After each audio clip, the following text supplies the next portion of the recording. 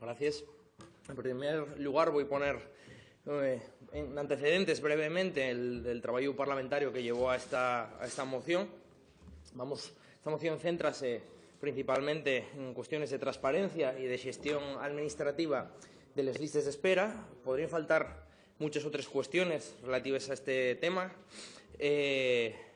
pero todo lo relativo al equilibrio entre entradas y salidas de lista, ¿no? Las cuestiones organizativas asistenciales, pero creemos que esta era una manera de ceñirse a dos cuestiones muy concretas y que, además, para su solución pues, no requerirían excesivo coste, o podría decirse que sería prácticamente cero, ¿no? Bien, dentro de la... partimos de dos hallazgos fundamentales, ¿no? Dentro de la comisión de investigación dimos cuenta cuando los profesionales de los diferentes servicios nos trajeron los datos de listas de espera de cada uno de los servicios, de sus cuadros de mandos, veíamos una discrepancia importante entre los números totales que estos profesionales traían y lo que se publicaba en Astursalud, que solo publicaba la lista estructural. Entonces descubrimos que ese gap, esa diferencia entre la estructural y la total era bastante, era la no estructural. Después, también fuimos sabiendo a través de medios de comunicación o mediante denuncias que usuarios planteaban al nuestro grupo parlamentario, que había pacientes que se queixaban de quedar relegados, de quedar postergados dentro de la lista de espera, ¿no? Por un lado, había pacientes que contaban la siguiente experiencia: recibían una llamada en la que directamente ellos decía que si rechazaban una intervención en un centro alternativo, que deben ir al final de la lista. Otro caso, ¿no? Similar, pero con una ligera diferencia, y eran aquellos pacientes que recibieron una llamada en la que se ofrecía ser intervenidos en un centro alternativo, y que tras rechazarla y pasado el tiempo sin que se ellos llamara, pues acababan acudiendo al su especialista y descubriendo que de alguna manera estaban siendo relegados por aquel rechazo que se produjera meses atrás. Estas fueron las dos evidencias de las que partimos, ¿no? Y analizando estos hechos y echando un vistacín al marco legal que rige todo esto, dimos cuenta de que ya era lo que estaba pasando. Por un lado, administrativamente, las gerencias de área y los servicios que gestionen administrativamente las listas de espera estaban cometiendo un error de aplicación de la legislación. Estaban transformando lo que se supone que es una pérdida de garantía de ser intervenido en determinado tiempo en una pérdida de orden, ¿no? Porque cuando se rechaza una intervención, la ley dice que se pierde la garantía de reclamar, pero no dice que por ello se pierda el orden. Y está sucediendo que gente que rechazaba la intervención y era relegada por detrás de otras personas va a ser intervenidas en el su propio centro. ¿Y cómo sucedía esto en la práctica? Pues bueno, como las personas que rechazaban la intervención pues, figuraban como rechazo de intervención administrativamente, a nivel administrativo estas personas no se estaban pasando al momento de la programación quirúrgica a los servicios clínicos. Bueno, esto lo denunciamos, pedimos datos. En febrero la Consellería fue la primera publicación, todavía carente de bastantes detalles. Fijimos peticiones de información en las que pedimos los datos de lista de espera no estructural, la que llamamos lista B o lista negra de 2015 a 2017, y vimos cómo la lista no estructural, la lista B, iba aumentando progresivamente de 2015 a 2017, justo en la medida en la que disminuyera la lista estructural. Y es decir, la Consellería quería hacernos pasar una triquiñuela administrativa por un descenso real de las listas de espera. Y no era así, porque la lista de espera en 2015 y en 2017 ya era la misma, sumando la estructural y la no estructural. Simplemente pretendió, cambiando las de cajón, hacernos creer que estaba disminuyendo la lista de espera. Y no era así, ¿no? Y vimos que esta foi la apuesta de la Consellería, simplemente llamar por teléfono a les cases para que cuando una persona rechazara la intervención pasara a la lista no estructural y, por tanto, deixara de ser aparente, ¿no?, a lo que publicaban en el portal de Astursalud.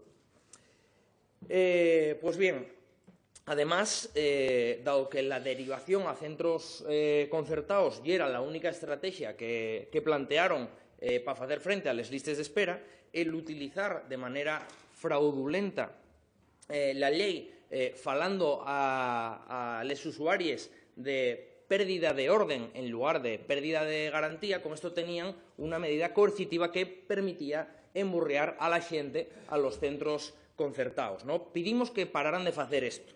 Y non só non pararon, sino que ni siquiera reconocieron que lo tuvieran facendo.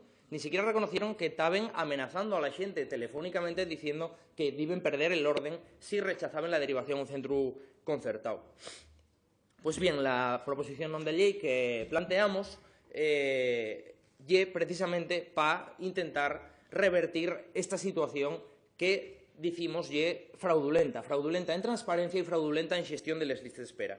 Pedimos que se presenten los datos de lista de espera no estructural completos, distinguiendo todos los tipos. Estos datos empezaron a publicarse en febrero, pero de manera incompleta. Non se daban, para empezar, para todos los hospitales. Dende mayo se empezaron a publicar ya para todos los hospitales. Con lo cual, en parte, parte de este punto ya está cumplido. Sin embargo, hay una cuestión fundamental que todavía resta por cumplir. Queremos saber cuál es el tiempo de espera real distinguido para la parte non estructural de la lista y para la parte estructural. Queremos saber si hay discrepancias entre los tiempos de espera entre uno y otro bloque, porque non los debería haber, sobre todo en los casos de los rechazos de derivación, deberían esperar exactamente lo mismo. Pues bien, esto falta y lo queremos saber. Además, queremos saber también cuál es la lista de espera total. Queremos saber cuál es la lista de espera no estructural de consultas y procedimientos diagnósticos. Esto no se publica y es lo que decimos en el segundo punto. Pedimos al Gobierno también que interrumpa la retirada de prioridad, o lo que estes llamadas de amenaza en es que se dice que la xente pueda acabar al final de la lista si rechaza la derivación. Para esto basta una instrucción interna, y dar una instrucción interna a todas las áreas sanitarias para que los correspondientes servicios administrativos interrumpan esta práctica que es fraudulenta.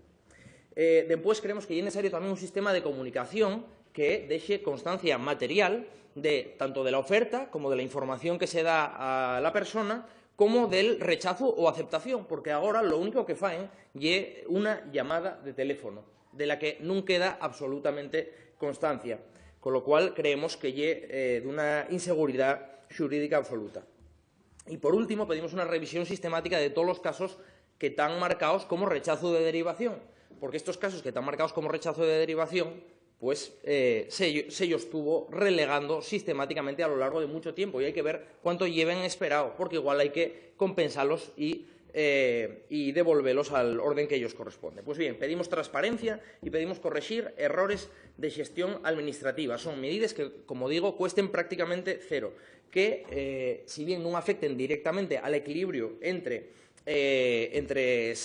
demanda y salidas, pues sí afecten indirectamente en el sentido de que controlen más estrechamente la gestión. Y, además, por supuesto, enmienden la injusticia de aquellas personas que estuvieron esperando más de la cuenta dentro de la lista B. Señorías del Grupo Socialista y Gobierno del Partido Socialista, no tiene sentido seguir jugando al pilla-pilla con esto, porque al final van a tener que acabar cumpliendo con lo que nos planteamos, van a tener que acabar haciéndolo, van a tener que acabar publicándolo. Señoría, yo no le quiero... Acabo. Inducir al pilla-pilla, pero sí, le pido que termine. Presidente, creo que no corresponde hacer valoraciones del discurso que yo estoy haciendo. Les había solicitado brevedad en las intervenciones y le pido brevedad y concisión. Muy bien, ahora acabo. Pero ruego que se abstenga de introducir chascarrillos en el discurso que estoy haciendo. No hay intención de introducir chascarrillos, simplemente atiendan las indicaciones de la Presidencia. Sí, ahora acabo. como digo, lleven sosteniendo que la lei non os obligaba a publicar todo isto. Sin embargo, bien que corrieron a publicarlo en cuanto lo señalamos, porque, efectivamente, é lo que corresponde que faigan, porque, si no, están incurriendo en fraude. E se non publiquen isto, si isto non lo publiquen, é que tienen algo que ocultar, é que non quieren dar toda a información, é que tienen algo que ocultar. Así que, por favor, instámoslos a que lo publiquen antes de que tengamos que obligarlos judicialmente. Muchas gracias.